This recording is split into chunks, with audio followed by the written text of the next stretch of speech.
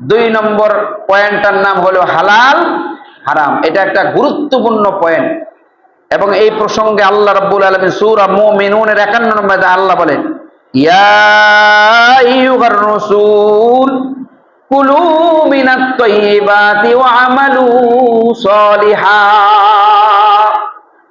এই পৃথিবীর বুকে সবচেয়ে শ্রেষ্ঠ মানব জাতির নাম হইল নবী রাসূল। সবচেয়ে দামি মানুষ কারা? নবীদের কোনো ভুল নাই, কোনো গুনাহ নাই। ইসমতে আম্বিয়া, নবীদের ভুল আল্লাহ অগ্রিম মাফ করে দিয়েছে, সুবহানাল্লাহ। আমাদের নবীর কোনো কি নাই? গুনাহ। সূরাতুল ফাতিহার মধ্যে আল্লাহ বলেন, গুফিরা লাহু মা তাকাদ্দামা মিন যামবিকা ওয়া মা তাআখার। নবী হাবিবুল্লাহ, আমি আল্লাহ রব্বুল আলামিন আপনার আগিলা পিছিলা সব গুনাহ আমি আল্লাহ অ্যাডভান্স মাফ করে দিলাম। অতএব আমার নবী হলো নিষ্পাপ মাসুম। ইসমতে আম্বিয়া নামক একটা ইসলামী আকীদা আমাদের কিতাবের মধ্যে আছে যে সমস্ত নবী রাসূলগণ তারা ভুলের ঊর্ধ্বে, কোন নবী কোন ভুল করেন নাই, ভুল করলেও আল্লাহ মাফ করে দেন। জোরে বল সুবহানাল্লাহ।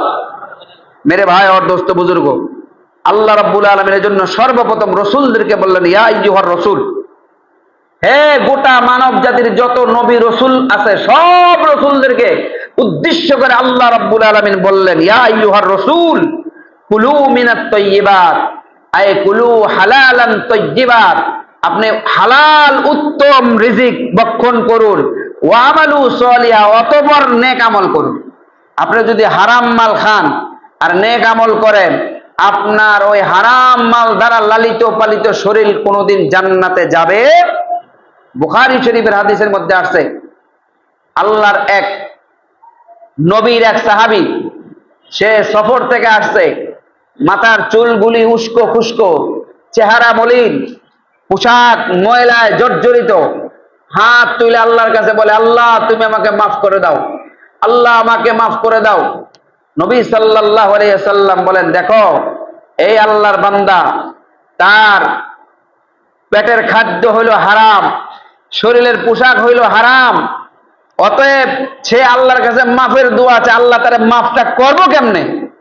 তার শরীরের মধ্যে যদি হালাল পোশাক থাকতো, হালাল টাকার খাবার যদি হালাল টাকার থাকতো, পোশাক পরিচ্ছদ যদি হালাল পয়সার হইতো, তাহলে তার এই দোয়া কবুল করতে কোনো সমস্যা ছিল?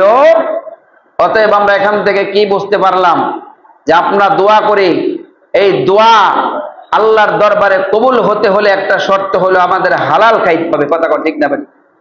অতএব একজন অফিসার, সে ঘুষ খায়, ঘুষের টাকা দিয়া পাঞ্জাবি খরিদ করেছে, ঘুষের টাকা খেয়ে জুমার নামাজ পড়ে, তাহাজ্জুদের নামাজ পড়ে, তার চাইতে একটা রিক্সা চালক, সে হালাল পন্থায় উপার্জন করে, হালাল খায়, তার পোশাক পরিচ্ছদটাও নরমাল, ঘামের জর্জরিত ছিঁড়া ফাড়া, ওই সুন্দর পোশাকধারী, সুন্দর লিবাসধারী হারাম উপার্জনকারীর চাইতে আল্লাহর দরবারে একজন রিক্সা চালক দরিদ্র মুসলমানের দাম আল্লাহর দরবারে শতগুণ বেশি। কথা ঠিক না বেশি?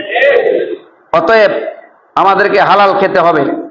আল্লাহ রাব্বুল আলামিন সূরাতুল বাকারার 172 নম্বর আয়াতে আল্লাহ বলেন, ইয়া আইয়ুহাল্লাযীনা আমানু কুলু মিন তাইয়্যিবাতি মা রাযাকনাকুম ওয়াশকুরু লিল্লাহ।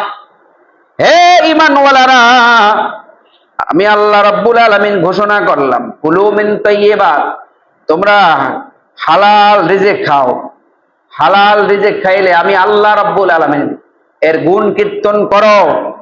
আল্লাহ রাব্বুল আলামিন সূরা বাকারার 168 নম্বর আয়াতে বলে, আল্লাহ ইয়া আইয়ুহান নাস, হে দুনিয়ার মানব সম্প্রদায়।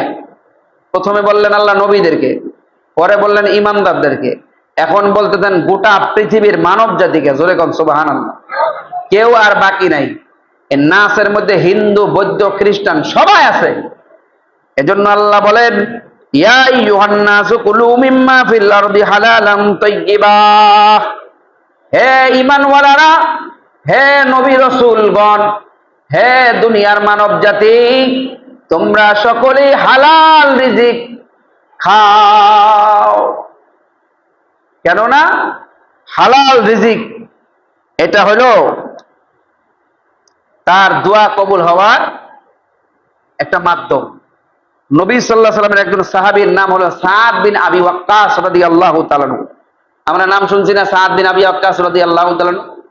হযরতে সাদ বিন আবি ওয়াক্কাস নবীজির কাছে গিয়া বলে, ইয়া রাসূলুল্লাহ, আপনি আমার জন্য দোয়া করেন, আমি যেন মুস্তাজাবুদ দাওয়া হয়ে যাই। জোরে কোন সুবহানাল্লাহ।